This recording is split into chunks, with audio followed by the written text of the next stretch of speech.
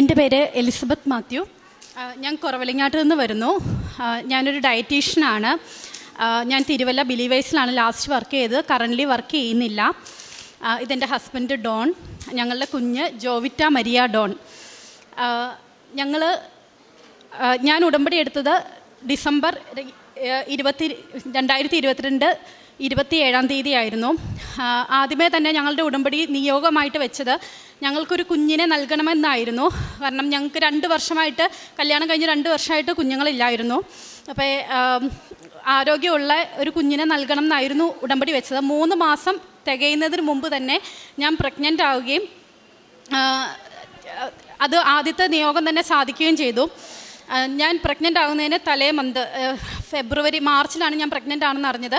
ഫെബ്രുവരി മാസം എനിക്ക് വളരെയധികം കൂടിയൊരു ഫീവർ വരികയും ഞാൻ ഹോസ്പിറ്റലിൽ അഡ്മിറ്റായിട്ട് 1 വീക്കോളം അഡ്മിറ്റായിരുന്നു. അതിന് ഒരുപാട് മെഡിസിൻസ് കഴിക്കേണ്ടി വന്നിട്ടുണ്ട്. സ്റ്റീറോയിഡ് അടക്കം ഒരുപാട് മെഡിസിൻസ് എടുക്കേണ്ടി വന്നു. വളരെ കൂടുതലായിട്ടുള്ള ഇൻഫെക്ഷൻസ് ആയിരുന്നു എനിക്ക് വന്നത്. അതിനുശേഷം നെക്സ്റ്റ് മന്താണ് ഞാൻ പ്രഗ്നൻ്റ് ആയത്. അപ്പോൾ ഡോക്ടറിനെ കണ്ടപ്പോൾ ഡോക്ടർ പറഞ്ഞിരുന്നു ചിലപ്പോൾ കോംപ്ലിക്കേഷൻസ് ഉണ്ടാകാൻ ചാൻസ് ഉണ്ട് ഇൻഫെക്ഷൻ്റെ രീതിയിൽ. പക്ഷേ ഫസ്റ്റ് മന്ത് തൊട്ട് 3 മന്ത് വരെ വലിയ കുഴപ്പമില്ലാതെ തന്നെ പ്രഗ്നൻസി മുമ്പോട്ട് പോയി. എനിക്ക് ഫസ്റ്റ് മന്ത് തൊട്ട് വോമിറ്റിങ്ങും ഉണ്ടായിരുന്നു. പിന്നെ 3rd മന്തിൽ ഡ്രോപ്പുലർ സ്കാനിങ്ങിൽ കുഞ്ഞിലേക്കുള്ള ബ്ലഡ് ഫ്ലോ കുറച്ച് കുറവായിട്ട് കണ്ടു. അങ്ങനെ കുറവായിട്ട് കണ്ടതിന് ശേഷം ഡോക്ടർ എന്നോട് പറഞ്ഞു ഇൻഫെക്ഷൻ്റെ ഇതുമൂലം വന്നതാണ്, നമുക്ക് നോക്കാം മുമ്പോട്ട് എങ്ങനെ പോകുമെന്നുള്ളത്. 5th മന്തിലെ അനോമലി സ്കാനിങ്ങിലെ കുഞ്ഞിൻ്റെ ഗ്രോത്ത് എത്രമാത്രം കുറവുണ്ടെന്ന് നമുക്ക് കണ്ടുപിടിക്കാൻ പറ്റുള്ളൂ എന്ന് പറഞ്ഞു. എനിക്ക് പക്ഷേ ഉടമ്പടി തൈലം ഞാൻ ഡെയിലി കുരിശ് വരച്ച് വയറ്റിൽ പ്രാർത്ഥിക്കുമായിരുന്നു. അതുപോലെ പ്രാർത്ഥന നല്ലതുപോലെ പ്രാർത്ഥിക്കുന്നുണ്ടായിരുന്നു. അപ്പോൾ ഞാൻ വിചാരിച്ചു ഇനി ഒരു പ്രശ്നവും ഉണ്ടാവില്ല, ഒരു പ്രശ്നങ്ങളിലും ഉണ്ടാകാതെ തന്നെയായിരിക്കും മുമ്പോട്ട് പോകുന്നതെന്ന്. പക്ഷേ 5-ാം മാസം അനോമലി സ്കാനിങ്ങിൽ കുഞ്ഞിൻ്റെ ഗ്രോത്ത് കുറയുന്നതായിട്ട് കണ്ടുപിടിച്ചു. അപ്പോൾ ഡോക്ടർ പറഞ്ഞു ഇത് കുറഞ്ഞുകൊണ്ടിരിക്കുകയാണ്, ഇനി 2 വീക്സ് കൂടുമ്പം എല്ലാം സ്കാനിങ് നടത്താൻ വേണ്ടിയിട്ട് ഹോസ്പിറ്റലിൽ വരണം, എത്ര നാളത്തേക്ക് ഈ പ്രഗ്നൻസി മുമ്പോട്ട് കൊണ്ടുപോകുമെന്ന് നമുക്ക് നോക്കാമെന്ന് പറഞ്ഞു. ഞാൻ ചേർപ്പുങ്കൽ മാർസ്ലീവ മെഡിസിറ്റി ഹോസ്പിറ്റലായിരുന്നു ഞങ്ങൾ ചെന്നുകൊണ്ടിരുന്നത്. അവിടെ ഡോക്ടർ അജിതയെ ആയിരുന്നു ഞങ്ങൾ കൺസൾട്ട് ചെയ്തുകൊണ്ടിരുന്നത്. ഡോക്ടർ വളരെ സപ്പോർട്ടായിട്ടുള്ള മാമായിരുന്നു, അതുപോലെ തന്നെ ദൈവവിശ്വാസിയായിരുന്നു. അപ്പോൾ ദൈവത്തിൽ മുറുകെ പിടിച്ച് മുമ്പോട്ട് പോകുക എന്നാണ് ഡോക്ടറും പറഞ്ഞത്. 5-ാം മാസത്തെ സ്കാനിങ്ങിൽ ഇവൾക്ക് കുഞ്ഞിൻ്റെ റൈറ്റ് കിഡ്നി കാണുന്നില്ലായിരുന്നു. സ്കാൻ ചെയ്തപ്പോൾ ആദ്യത്തെ 3-ാമത്തെ മാസം വലിയ കുഴപ്പമില്ല എന്നുള്ള രീതിയിലായിരുന്നു പറഞ്ഞത്. പക്ഷെ പിന്നീടുള്ള സ്കാനിങ്ങിലൊന്നും right kidney is not seen എന്നുള്ള രീതിയിലായിരുന്നു റിപ്പോർട്ട് വന്നുകൊണ്ടിരുന്നത്. അപ്പോൾ 5-ാം മാസത്തെ സ്കാനിങ്ങിൽ അത് ഉറപ്പിച്ച് അവർ പറഞ്ഞു. സ്കാൻ ചെയ്ത ഡോക്ടർ പുറത്തുനിന്ന് വരുന്ന ഡോക്ടറാണ്. ആ ഡോക്ടർ പറഞ്ഞു സ്കാനിങ്ങിൽ കിഡ്നി കാണുന്നില്ല, റൈറ്റ് കിഡ്നി, അതുകൊണ്ട് കിഡ്നി ഇല്ല. അപ്പോൾ അത് അത്ര നിങ്ങൾ കാര്യമാക്കണ്ട, ബാക്കിയുള്ള കാര്യങ്ങളുമായിട്ട് മുമ്പോട്ട് പോകുക. IUGR എന്നൊരു കണ്ടീഷനിലേക്ക് എത്തിയിരുന്നു. അപ്പോഴേക്കും IUGR means intra uterine growth restriction, അതായത് യൂട്രസിനകത്ത് തന്നെ വെച്ച് കുഞ്ഞിൻ്റെ വളർച്ച കുറഞ്ഞുകൊണ്ടിരിക്കുകയാണ്. അപ്പോൾ അത് എത്രമാത്രം കുറയുന്നോ അത്രമാത്രം കുഞ്ഞിനും എനിക്കും വളരെയധികം അപകടം പിടിച്ച ഒരു സിറ്റുവേഷനിലേക്കായിരുന്നു അത് പൊയ്ക്കൊണ്ടിരുന്നത്. അപ്പോൾ 5-ാം മാസത്തെ സ്കാനിങ്ങിൻ്റെ ഹോസ്പിറ്റലിൽ ചെയ്തത് കൂടാതെ ഡോക്ടർ എന്നെ മറ്റൊരു ഹോസ്പിറ്റലിലേക്കും കൂടി ഒന്നും കൂടി അനോമലി സ്കാൻ ചെയ്യാനായിട്ട് വിട്ടു. ഞങ്ങൾ ബ്ലിസ് എന്ന് പറഞ്ഞൊരു ഹോസ്പിറ്റലിൽ പോയി അവിടെയും അനോമലി സ്കാൻ ചെയ്തു. അവിടെ അനോമലി സ്കാൻ ചെയ്തപ്പോഴും ഇതുപോലെ തന്നെ കോംപ്ലിക്കേഷൻസ് കൂടുതലായിട്ടാണ് അവർ പറഞ്ഞത്. കുഞ്ഞിൻ്റെ ഫിമറൽ ലെങ്ത്തും അതുപോലെ തന്നെ അബ്ഡോമിനൽ സർക്കംഫറൻസും വളരെയധികം കുറവ് തന്നെയായിരുന്നു. അതുപോലെ തന്നെ അമ്നിയോസെൻറ്റസിസ് എന്ന് പറഞ്ഞിട്ടുള്ള ഒരു ടെസ്റ്റ് ചെയ്യാനായിട്ട് ഞങ്ങളോട് അവർ പറഞ്ഞു. അമ്നിയോസെൻറ്റസിസ് ടെസ്റ്റ് എന്ന് വെച്ചിട്ടുണ്ടെങ്കിൽ അത് നമ്മുടെ അമ്നിയോട്ടിക് ഫ്ലൂയിഡ് എടുത്ത് ടെസ്റ്റ് ചെയ്യുന്നതാണ്. അപ്പോൾ ആ അമ്നിയോട്ടിക് ഫ്ലൂയിഡ് എടുക്കുമ്പോൾ തന്നെ ചിലപ്പോൾ അതിൻ്റെ കോംപ്ലിക്കേഷനായിട്ട് ചിലപ്പോൾ അത് ബ്രേക്കായി പോകാം അമ്നിയോട്ടിക് ഫ്ലൂയിഡ്. അതുപോലെ തന്നെ കുഞ്ഞിനും എനിക്കും അതും ഒരുപാട് കോംപ്ലിക്കേഷൻ ഉള്ള ഒരു ടെസ്റ്റ് തന്നെയായിരുന്നു അത്. ആ ടെസ്റ്റ് ചെയ്യാനായിട്ട് അവരെന്നെ ഞങ്ങളോട് വളരെയധികം നിർബന്ധിച്ചു. കാരണം എന്തെങ്കിലും ക്രോമസോമൽ ഇഷ്യൂസ് കുഞ്ഞിന് ഉണ്ടോ എന്നറിയാൻ വേണ്ടിയിട്ടായിരുന്നു അവർ കൂടുതലും നിർബന്ധിച്ചത്. അങ്ങനെയാണെങ്കിൽ ഈ പ്രഗ്നൻസി മുമ്പോട്ട് കൊണ്ടുപോകണ്ട, ക്രോമസോമൽ ഇഷ്യൂസ് ഉണ്ടെങ്കിൽ എന്നുള്ള രീതിയിൽ അവർ പറഞ്ഞു. ഞങ്ങളാണെങ്കിൽ വളരെയധികം ടെൻഷൻ അടിച്ച് ഇരിക്കുന്ന ഒരു സമയമായിരുന്നു. അപ്പം തിരിച്ച് വന്നിട്ട് തൈലം പൂശി പ്രാർത്ഥിക്കുകയും അതുപോലെ തന്നെ മാതാവിനോട് കരഞ്ഞ് പ്രാർത്ഥിച്ചു. ഒന്നില്ലെങ്കിൽ മാതാവ് എനിക്ക് ഈ കുഞ്ഞിനെ തരണം, അല്ലാന്നുണ്ടെങ്കിൽ നല്ലൊരു കുഞ്ഞിനെ മാത്രമായിട്ടാണെങ്കിൽ മാത്രമേ എനിക്ക് തന്നാൽ മതി, അല്ലെങ്കിൽ മാതാവ് ഈ കുഞ്ഞിനെ തിരിച്ചെടുത്തോന്നായിരുന്നു ഞാൻ പറഞ്ഞുകൊണ്ടിരുന്നത്. ഈ കുഞ്ഞിനെ ഞങ്ങൾ ചോദിച്ച് പിടിച്ചു വാങ്ങിയ കുഞ്ഞാണ് മാതാവിനോട്. ഞാൻ എപ്പോഴും പ്രാർത്ഥിച്ചുകൊണ്ടിരുന്നത് മാതാവിൻ്റെ കയ്യിലിരിക്കുന്ന ഒരു കുഞ്ഞിനെ പോലെ അങ്ങനെ ഒരു കുഞ്ഞിനെ ഞങ്ങൾക്ക് തരണേന്നായിരുന്നു ഞാൻ എപ്പോഴും പ്രാർത്ഥിച്ചുകൊണ്ടിരുന്നത്. അപ്പോൾ ആ പ്രാർത്ഥന കേട്ടിട്ടുകൊണ്ടാണല്ലോ മാതാവ് എനിക്ക് മാർച്ചിൽ തന്നെ എൻ്റെ ഉടമ്പടി തീരുന്നതിന് മുമ്പ് തന്നെ ഞങ്ങൾക്ക് കുഞ്ഞിനെ തന്ന് അനുഗ്രഹിച്ചത്, പ്രഗ്നൻ്റ് ആയത് ഞാൻ. അപ്പോൾ പിന്നെ ഈ മുമ്പോട്ടുള്ള ഇതുപോലത്തെ സിറ്റുവേഷനിൽ ഇത്രയും കോംപ്ലിക്കേഷൻസ് വരാൻ പിന്നെ എന്തുകൊണ്ട് ആണ് ഇത്ര കാരണം എന്നുള്ള രീതിയിലായിരുന്നു ഞാൻ ചോദിച്ചുകൊണ്ടിരുന്നത്. അപ്പോൾ മാതാവിനോട് ഞാൻ ദിവസേന പ്രാർത്ഥിക്കുക മാത്രമല്ല, ഞാൻ ചോദിക്കുമായിരുന്നു, സംസാരിക്കുമായിരുന്നു. ഞാൻ എപ്പോഴും ഇങ്ങനെ ഒരു കുഞ്ഞിനെയാണോ ഞങ്ങൾക്ക് തരുന്നത്, അത് ഇനിയിപ്പോൾ അങ്ങനെയാണെങ്കിൽ തന്നെ അത് മാതാവിൻ്റെ ഇഷ്ടമാണെങ്കിൽ അങ്ങനെ തന്നെ നടക്കട്ടെ, അല്ലാന്നുണ്ടെങ്കിൽ മാതാവ് ഈ കുഞ്ഞിനെ തിരിച്ചെടുത്തിട്ട് ഞങ്ങൾക്ക് മറ്റൊരു നല്ലൊരു കുഞ്ഞിനെ സാക്ഷി പറയാൻ പറ്റുന്ന രീതിയിൽ ഞങ്ങൾക്ക് നല്ലൊരു കുഞ്ഞിനെ തരണം എന്നുള്ള രീതിയിൽ ഞാൻ പറഞ്ഞു. അപ്പോൾ അന്നത്തെ ദിവസം ഞാൻ രാത്രിയിലായിരുന്നു ഇത് പ്രാർത്ഥിച്ചുകൊണ്ടിരുന്നത്, പച്ചത്തിരി കത്തിച്ചുകൊണ്ടായിരുന്നു പ്രാർത്ഥിച്ചുകൊണ്ടിരുന്നത്. എനിക്ക് അന്നേരം സുഗന്ധാഭിഷേകം തന്നു. അപ്പോൾ എനിക്ക് മനസ്സിലായി മാതാവ് ഞങ്ങളുടെ ഒപ്പം തന്നെയുണ്ട്, അതുകൊണ്ട് പേടിക്കണ്ട, ഈ പ്രഗ്നൻസി ഇങ്ങനെ തന്നെ മുമ്പോട്ട് കൊണ്ടുപോകാം, അമ്നിയോസെൻറ്റസിസ് എന്നുള്ള ടെസ്റ്റ് ചെയ്യണ്ട എന്നുള്ള രീതിയിൽ വിചാരിച്ചു. ഞാനൊരു ഡോക്ടറിന്, എൻ്റെ കൊളീഗായിട്ടുണ്ടായിരുന്ന ഒരു ഡോക്ടർ, ആ ഡോക്ടർ ഇപ്പോൾ UK ഡോക്ടറിൻ്റെ മദറും ഒരു ഗൈനക്കോളജിസ്റ്റ് ആയിരുന്നു. മാമിനോട് ചോദിക്കുകയുണ്ടായി. അപ്പോൾ ആ ഡോക്ടറും പറഞ്ഞത് 32 വീക്സ് വരെ ഈ പ്രഗ്നൻസി മുമ്പോട്ട് കൊണ്ടുപോകാൻ പറ്റുള്ളൂ, അതിൻ്റെ അപ്പുറത്തേക്ക് കൊണ്ടുപോകാൻ പറ്റില്ല, അമ്നിയോസിൻറ്റസിസ് എന്നുള്ള ടെസ്റ്റ് ചെയ്യേണ്ട ആവശ്യമില്ല എന്നുള്ള രീതിയിൽ ഡോക്ടറും പറഞ്ഞു. പിന്നീട് ഞങ്ങൾ പ്രഗ്നൻസി മുമ്പോട്ട് തന്നെ കൊണ്ടുപോകാമെന്ന് വിചാരിച്ചു. ഡോക്ടേഴ്സ് ഞങ്ങൾക്ക് സപ്പോർട്ട് തന്നുകൊണ്ടേയിരുന്നു. പക്ഷേ ഈ 27th വീക്കിൽ കുഞ്ഞിനെ പുറത്തെടുക്കണം എന്നും NICUയിൽ ബാക്കിയുള്ള മന്തിൽ NICUയിൽ വെക്കാം എന്നുള്ള രീതിയിൽ ഞങ്ങളോട് സ്കാൻ ചെയ്ത ഡോക്ടർ പറഞ്ഞു. ഞാൻ അന്ന് പറഞ്ഞു, മാം ദൈവം എന്ന് പറഞ്ഞൊരു ശക്തി ഉണ്ടല്ലോ. അപ്പം ആ മാം പറഞ്ഞു, ആ ദൈവം എന്ന് പറഞ്ഞ ശക്തിയുണ്ട്, പക്ഷേ ഈ പ്രഗ്നൻസി ഒരുപാട് കോംപ്ലിക്കേഷൻസ് ഉള്ളതാണ്, അതുകൊണ്ട് മുമ്പോട്ട് എത്രമാത്രം കൊണ്ടുപോകാൻ പറ്റുമെന്ന് അറിയത്തില്ല എന്ന് പറഞ്ഞു.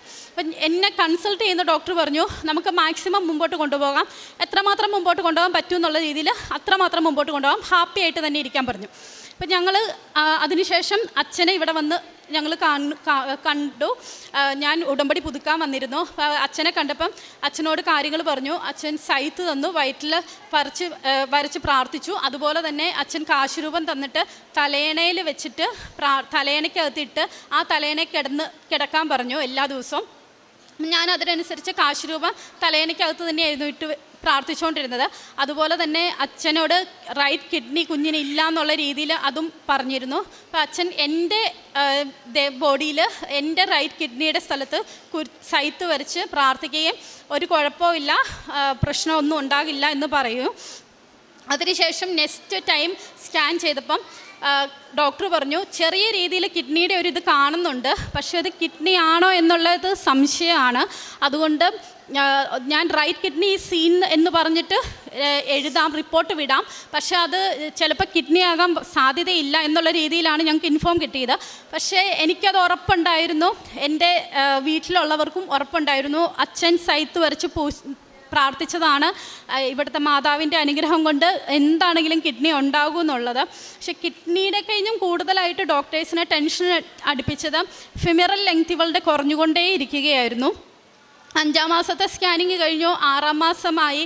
6ാം മാസം ഇവളെ സിസേറിയൻ ചെയ്ത് പുറത്തെടുത്ത് NICUയിലേക്ക് മാറ്റുമെന്നായിരുന്നു ഞങ്ങളോട് പറഞ്ഞത്. പക്ഷെ 6ാം മാസം ഒരു കുഴപ്പമില്ലാതെ തന്നെ മുമ്പോട്ട് കൊണ്ടുപോയി. പക്ഷേ മുമ്പോട്ട് പോകും തോറും ഇവളുടെ ഫെമറൽ ലെങ്ത്ത് കുറഞ്ഞുകൊണ്ടിരിക്കുമായിരുന്നു. ഫെമറൽ ലെങ്ത്ത് കുറയുന്നതനുസരിച്ച് ഡോക്ടേഴ്സിന് ഡൗൺ സിൻഡ്രോം കുഞ്ഞിന് വരുമോ എന്നുള്ളൊരു ടെൻഷൻ ഉണ്ടായിരുന്നു.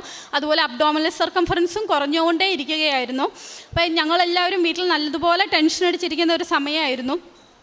ഓഗസ്റ്റ് മന്തായിരുന്നു 6ാം മാസം. ഓഗസ്റ്റ് മാസം 1-ാം തീയതി തൊട്ട് 15-ാം തീയതി വരെ ഞാൻ ഹസ്ബൻഡിനോട് പറഞ്ഞു, ഹസ്ബൻഡ് ഒന്നില്ലെങ്കിൽ നോമ്പെടുക്കണം, അതല്ലെങ്കിൽ ഞാൻ നോമ്പെടുത്തോളാം എന്ന് പറഞ്ഞു. അപ്പോൾ ഹസ്ബൻഡ് പറഞ്ഞു ഞാൻ നോമ്പെടുത്തോളാം എന്ന് പറഞ്ഞു. ഹസ്ബൻഡ് 1 തൊട്ട് 15 വരെ നോമ്പെടുക്കാൻ തുടങ്ങി. പക്ഷെ 1 തൊട്ട് 15 വരെ നോമ്പെടുത്തതിന് ശേഷം അദ്ദേഹത്തിന് അത് നീട്ടിക്കൊണ്ട് പോയി.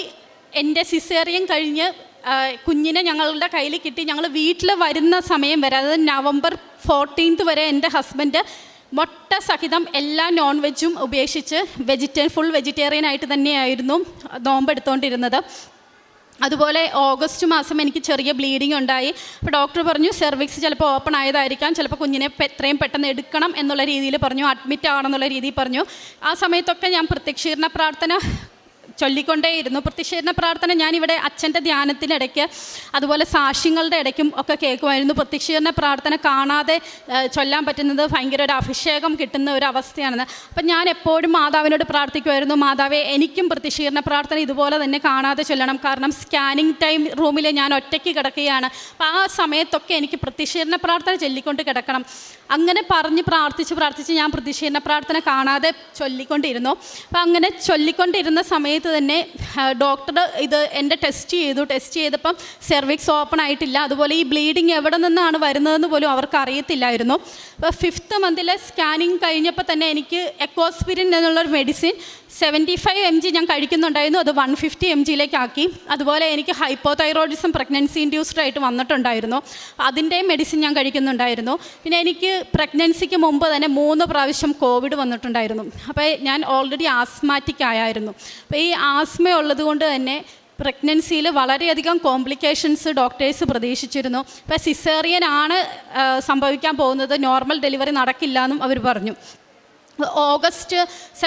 ഓഗസ്റ്റോട് കൂടിയിട്ട് ഞങ്ങൾ ബേബി ഗേൾ ആണെങ്കിൽ ജോവിറ്റ മരിയ ഡോൺ എന്ന് പേരിടാം എന്ന് പറഞ്ഞ് ഞങ്ങൾ പറഞ്ഞിട്ടുണ്ടായിരുന്നു. കാരണം മാതാവിൻ്റെയും കൂടി പേര് ഉൾപ്പെടുന്ന രീതിയിൽ. അപ്പോൾ ആ രീതിയിൽ തന്നെ ഞങ്ങൾ പേരൊക്കെ കണ്ടുപിടിച്ചു. അതിനുശേഷം ഓഗസ്റ്റ് ടൈമിലൊക്കെ ഞങ്ങളുടെ കുടുംബത്തിലും കുറച്ച് പ്രശ്നങ്ങളൊക്കെ ഉണ്ടായി. അപ്പോൾ ഞാൻ അതിനു മുമ്പ് തന്നെ എല്ലാ ദിവസവും പള്ളിയിൽ പോകുന്ന ആളായിരുന്നു. എനിക്ക് ശരിക്കും സ്റ്റെപ്പ് കയറാനോ അല്ലെങ്കിൽ കുന്ന് കയറിയിട്ടൊക്കെ ഞങ്ങൾക്ക് പള്ളിയിൽ പോകണം. അപ്പോൾ എനിക്കതിന് പറ്റില്ലായിരുന്നു. എങ്കിലും ഞാൻ എനിക്ക് ത്യാഗം സഹിച്ചാണെങ്കിലും ഞാൻ ഇത്തിരി ത്യാഗം സഹിക്കാമെങ്കിലും എനിക്കൊരു നല്ല കുഞ്ഞിനെ തരണേന്ന് പ്രാർത്ഥിച്ചുകൊണ്ടായിരുന്നു ഞാൻ പൊയ്ക്കൊണ്ടിരുന്നത്. അപ്പോൾ എല്ലാ ദിവസവും രാവിലെ ചിലപ്പോൾ 3 മണിക്കൊക്കെ ആയിരിക്കും ഞാൻ കിടക്കുക. കാരണം ഉറക്കം വരില്ല, അല്ലെങ്കിൽ ഞാൻ എന്തെങ്കിലും വിഷമിച്ചൊക്കെ ഇരിക്കുമായിരിക്കും. അപ്പോൾ ഈ ഉറങ്ങാതെയൊക്കെ കിടന്ന് വെളുപ്പിന് 3 മണിക്ക് ഞാൻ കിടന്നിട്ടുണ്ടെങ്കിലും 5:30 ഞാൻ എഴുന്നേറ്റ് പ്രാർത്ഥിച്ചിട്ട് 5:45 6 മണിയാകുമ്പോഴത്തേക്കും പള്ളിയിൽ പോയിരുന്നു. 6:15 ഞങ്ങളുടെ പള്ളിയിൽ കുർബാന. അപ്പോൾ 6 മണി ആകുന്നതിന് മുന്നേ ഞാൻ നടന്നു പോകും. പ്രാർത്ഥിച്ചുകൊണ്ടിരിക്കും. ഈ കുർബാനയുടെ സമയത്ത് എൻ്റെ ഈ കുഞ്ഞ് ശരിക്കും പറഞ്ഞാൽ അനങ്ങുന്നത് എനിക്ക് ഫീൽ ചെയ്യില്ലായിരുന്നു അധികം. പക്ഷേ എല്ലാ ദിവസവും പ്രാർത്ഥിച്ച് കുർബാനയുടെ സമയത്ത് ഓസ്തി തരുന്ന ആ സമയമാകുമ്പോൾ ഞാൻ മാതാവിനോടും ഈശോയോടും പ്രാർത്ഥിക്കും, എൻ്റെ ഈശോയുടെ തിരുരക്തത്താലും തിരുശരീരത്താലും എന്നെയും എൻ്റെ കുഞ്ഞിൻ്റെയും ശരീരത്തിലെ ഓരോ കോശങ്ങളെയും ഓരോ രക്തത്തുള്ളികളെയും അങ്ങ് വിശുദ്ധീകരിക്കണമെന്ന് പറഞ്ഞ് പ്രാർത്ഥിക്കുമായിരുന്നു. ഇതിന് ശേഷം കുഞ്ഞ് ചെറുതായിട്ട് അനങ്ങും. ആ ഒരു ഞാൻ ഓസ്തി സ്വീകരിക്കാൻ പോകുന്ന സമയം തൊട്ട് ഓസ്തി സ്വീകരിച്ച് തിരിച്ച് വരുന്ന സമയം വരെ മാത്രം കുഞ്ഞ് അനങ്ങും. അതെനിക്ക് നല്ലതുപോലെ ഫീൽ ചെയ്യാൻ തുടങ്ങി. അപ്പോൾ അതിനുശേഷം പിന്നെ കുഞ്ഞ് അനങ്ങുമില്ല. അങ്ങനെ പ്രഗ്നൻസി മുമ്പോട്ട് പൊയ്ക്കൊണ്ടിരുന്നു. 32 വീക്സിൽ പിന്നീട് കുഞ്ഞിനെ പുറത്തെടുക്കാം എന്നുള്ള രീതി വന്നു. അപ്പോൾ ഡോക്ടർ എന്നോട് പറഞ്ഞു അഡ്മിറ്റായിട്ട് ബെറ്റ്നസോൾ എന്ന് പറഞ്ഞൊരു ഇഞ്ചക്ഷൻ വെക്കണം, കുഞ്ഞിൻ്റെ ലങ് കപ്പാസിറ്റി കൂട്ടാൻ വേണ്ടിയിട്ടാണെന്ന് പറഞ്ഞു. അപ്പം ഞങ്ങൾ അഡ്മിറ്റായിട്ട് ഒക്ടോബർ 1 തൊട്ട് ഒക്ടോബർ 4 വരെ എന്നെ അവിടെ ലേബർ റൂമിൽ അഡ്മിറ്റാക്കി. ഇഞ്ചക്ഷൻ തന്നതിന് ശേഷം എനിക്ക് ബ്ലഡ് ഗ്ലൂക്കോസ് ലെവൽ കുറച്ച് കൂടുതലായിരുന്നു. അപ്പോൾ ഇൻസുലിനൊക്കെ എടുക്കേണ്ട വന്നു. അത് ആ ഇഞ്ചക്ഷൻ്റെ സൈഡ് എഫക്റ്റ് ആയിരുന്നു.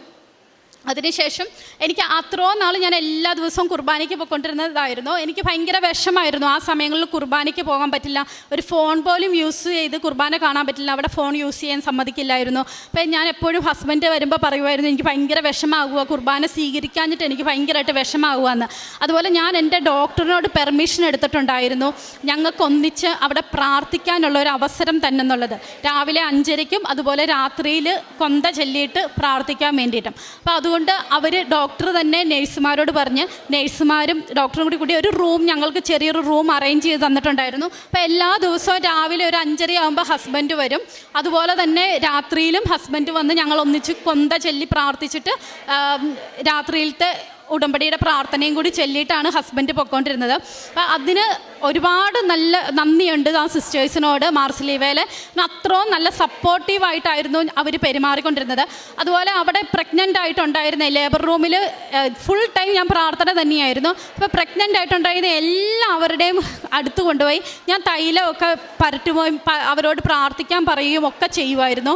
കൃപാസനം മാതാവിനെക്കുറിച്ച് ഞാൻ എല്ലാവരോടും പറഞ്ഞുകൊണ്ടേയിരുന്നു. അതിനുശേഷം പ്രഗ്നൻസി മുമ്പോട്ട് തന്നെ പൊയ്ക്കൊണ്ടിരുന്നു. പക്ഷേ ഇടയ്ക്ക് വെച്ചിട്ട് 4-ാം തീയതി ഒക്ടോബർ 4-ന് എന്നോട് ഡോക്ടർ പറഞ്ഞു, ഇനി അഡ്മിറ്റ് ആയിക്കോ, ഇനി അഡ്മിറ്റ് ആകുന്നത് നല്ലത്, ഇനി സിസേറിയൻ കഴിയുന്നത് വരെ ഇവിടെ തന്നെ അഡ്മിറ്റ് ആകുക, എന്നിട്ട് നമുക്ക് 7-ത്തിനോ 9-ത്തിനോ സിസേറിയൻ ചെയ്ത് കുഞ്ഞിനെ എടുക്കാം. അപ്പോൾ 32 വീക്സ് കംപ്ലീറ്റ് ആകുന്ന സമയമായിരുന്നു. അപ്പം ഞാൻ ഡോക്ടറോട് പറഞ്ഞു, ഞാൻ നേരത്തെയും ഡോക്ടറോട് പറഞ്ഞിട്ടുണ്ടായിരുന്നു, എനിക്ക് മാതാവ് ഒരു ഡേറ്റ് കാണിച്ചു തന്നിട്ടുണ്ടായിരുന്നു. ഒരു ഓഗസ്റ്റ് സെപ്റ്റംബറോട് കൂടിയിട്ട് നവംബർ 7th to November 21 എന്നുള്ളൊരു ഡേറ്റ് എനിക്ക് കാണിച്ചു തന്നു. എൻ്റെ മനസ്സിലേക്ക് ശക്തമായിട്ട് ആ ഡേറ്റ് വന്നുകൊണ്ടിരിക്കുകയാണ്. അപ്പം ഞാൻ എല്ലാവരോടും പറഞ്ഞു, എൻ്റെ ഹസ്ബൻഡിനോട് ഉൾപ്പെടെ എല്ലാവരോടും പറഞ്ഞു, നവംബർ 7th to November 21 ഈ ഡേറ്റിനുള്ളിലായിരിക്കും നമ്മുടെ കുഞ്ഞുണ്ടാവുക, എനിക്കെന്തോ കാണിച്ചു തരുന്നുണ്ട്, അങ്ങനെ തന്നെ എനിക്ക് തോന്നുന്നത്. അപ്പം ഞാൻ പിന്നീട് മാതാവിനോട് പ്രാർത്ഥിച്ചു തുടങ്ങി, മാതാവേ എനിക്ക് കുഞ്ഞുണ്ടാവുകയാണെങ്കിൽ അത് ചൊവ്വാഴ്ച തന്നെ കുഞ്ഞിനെ കിട്ടണം, ചൊവ്വാഴ്ച ഇവിടെ ധ്യാനം നടക്കുന്ന സമയത്തായിരിക്കണം ഞങ്ങൾക്ക് കുഞ്ഞുണ്ടാകുന്നത്. ഞാൻ എപ്പോഴും മാതാവിനോട് പറയുമായിരുന്നു. പിന്നീട് എനിക്ക് നവംബർ 7 പറഞ്ഞ ഡേറ്റ് എൻ്റെ മനസ്സിലേക്ക് ശക്തമായിട്ട് തോന്നിക്കൊണ്ടിരുന്നു. അപ്പോൾ കുഞ്ഞിന് 2 കിലോ ആയിട്ട് എടുക്കാം എന്നുള്ള രീതിയായിരുന്നു. പക്ഷേ കുഞ്ഞിന് ആ ടൈം വരെയും 2 കിലോ ആയിട്ടില്ലായിരുന്നു. അപ്പം ഞാനിത് ഡോക്ടറോടും അന്ന് നേരത്തെ പറഞ്ഞിരുന്നു, എനിക്കിങ്ങനെ മാതാവ് കാണിച്ചു തന്നിട്ടുണ്ട് ഡേറ്റ് നവംബർ 7. അപ്പോൾ ഡോക്ടർ പറഞ്ഞു, ഒരിക്കലും അത് സാധ്യമല്ല, കാരണം ഈ പ്രഗ്നൻസി എങ്ങനെ മുമ്പോട്ട് കൊണ്ടുപോകുമെന്ന് തന്നെ അറിയത്തില്ല, 32 വീക്സ് ഒന്നും വരെ പോകില്ല എന്ന് പറഞ്ഞു. പക്ഷേ ഒക്ടോബർ വരെ എത്തിയപ്പം ഡോക്ടർ എന്നോട് പറഞ്ഞു, ഇനിയും മുമ്പോട്ട് കൊണ്ടുപോകണ്ട, 32 വീക്സ് കഴിയുമ്പോൾ തന്നെ നമുക്ക് പ്രഗ്നൻസി കണ്ടിന്യൂ ചെയ്യാതെ സിസേറിയൻ ചെയ്തിട്ട് കുഞ്ഞിനെ എടുക്കാം, അതായിരിക്കും നല്ലത്, കാരണം ദൈവം ഇത്രത്തോളം എത്തിച്ചു, അപ്പം ഇനിയും പരീക്ഷിക്കണോ എന്നുള്ള രീതിയിൽ ചോദിച്ചു. അപ്പം ഞാൻ ഡോക്ടറോട് പറഞ്ഞു, ഡോക്ടർ നവംബർ 7 അങ്ങനെ ഒരു ഡേറ്റ് എനിക്ക് കാണിച്ചു തന്നിട്ടുണ്ട്, ഞാൻ ഡോക്ടറോട് നേരത്തെ പറഞ്ഞിരുന്നല്ലോ എന്ന് പറഞ്ഞു. ഡോക്ടർ പറഞ്ഞു, ഇല്ല മോളെ, ഒരിക്കലും ആ ഡേറ്റിൽ വരെ പോകില്ല ഈ പ്രഗ്നൻസി എന്ന് പറഞ്ഞു. ഞാൻ പക്ഷേ വിശ്വസിച്ചു, മാതാവ് എനിക്ക് കാണിച്ചു തന്നിട്ടുണ്ട് നവംബർ 7, ആ നവംബർ 7 തന്നെ ഈ കുഞ്ഞുണ്ടാവുകയുള്ളൂ എന്ന് ഞാൻ വിശ്വസിച്ചു. അപ്പോൾ എൻ്റെ ചേച്ചിമാരുടെ ഹസ്ബൻഡും ഒക്കെ എനിക്ക് വളരെയധികം സപ്പോർട്ട് തന്നിട്ടുണ്ടായിരുന്നു ഈ സമയത്തൊക്കെ. അവരും പറഞ്ഞുകൊണ്ടേയിരുന്നു, ഇത് മാതാവിൻ്റെ കുഞ്ഞാണ്, അതുകൊണ്ട് നിനക്ക് കാണിച്ചു തന്ന ഡേറ്റിൽ മാത്രമേ ഈ കുഞ്ഞുണ്ടാവുകയുള്ളൂ എന്ന്. എനിക്ക് വേണ്ടി പ്രാർത്ഥിക്കാനായിട്ട് ഒരുപാട് പേരുണ്ടായിരുന്നു. എൻ്റെ ചേച്ചിമാർ പറഞ്ഞിട്ട് അവരുടെ അടുത്തുള്ള ആൻറ്റിമാരും ഒക്കെ ഒരുപാട് പേര് എനിക്ക് വേണ്ടി ഒരുപാട് പ്രാർത്ഥന കൂട്ടായ്മയിലൊക്കെ പ്രാർത്ഥിച്ചുകൊണ്ടേ ഇരിക്കുകയായിരുന്നു. അപ്പം അവരും പറഞ്ഞു, അവർ ഈ കൃപാസനത്തിലൊക്കെ വരുന്നവരും പ്രാർത്ഥിക്കുന്നവരുമായിരുന്നു. അപ്പോൾ അവരൊക്കെ പറഞ്ഞു, ഈ കുഞ്ഞിനെ എന്താണെങ്കിലും നവംബറിൽ മാത്രമേ കിട്ടുള്ളൂ, അതിന് മുമ്പായിട്ട് കിട്ടില്ല, അതുപോലെ നല്ലൊരു കുഞ്ഞിനെ തന്നെയാണ് തരികയുള്ളൂ എന്ന്. അപ്പം ഞങ്ങൾ വിശ്വസിച്ച് പ്രാർത്ഥിച്ചുകൊണ്ടേയിരുന്നു. ഒക്ടോബറിൽ ഞങ്ങളോട് പറഞ്ഞു, ഇനി കണ്ടിന്യൂസ് ആയിട്ട് അവിടെ തന്നെ ഹോസ്പിറ്റലിൽ തന്നെ അഡ്മിറ്റ് ആകാനായിരുന്നു പറഞ്ഞത്. അപ്പം ഞങ്ങൾ ഒരു ദിവസത്തേക്ക് ഡിസ്ചാർജ് വാങ്ങിയിട്ട് എനിക്ക് പള്ളിയിൽ പോകണം, പ്രാർത്ഥിക്കണം, അതിന് വേണ്ടിയിട്ട് ഒരു ദിവസത്തേക്ക് ഡിസ്ചാർജ് തരാൻ പറഞ്ഞ് പ്രത്യേക പെർമിഷൻ എടുത്ത് ഡിസ്ചാർജ് വാങ്ങിപ്പോയിട്ട് 6-ാം തീയതി പിന്നെയും തിരിച്ച് അഡ്മിഷൻ ആകണമെന്ന് ഡോക്ടർ പറഞ്ഞു. അപ്പോൾ 6-ാം തീയതി അഡ്മിഷൻ ആകുന്നതിന് മുമ്പ് 5-ാം തീയതി തൊട്ടേ എനിക്ക് ഭയങ്കര ടെൻഷനായി.